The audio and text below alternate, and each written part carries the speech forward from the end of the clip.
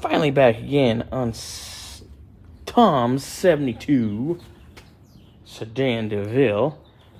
Been cranking out stuff today. We got our electric choke conversion mocked up. Very cool, because the original one was broken and it wasn't electric. Got all our hoses, main hoses routed. Got our radiator seated and mocked up. We have our new trans-cooler lines routed to the back. I still got to finish pulling the old ones off, get the new ones in their home all the way. Our condensers in. Got our distributor all assembled with the Protronics and everything. Moving through. We've also went through Tom's pile of parts and condensed everything down. So now we're rounding the bases, so to speak.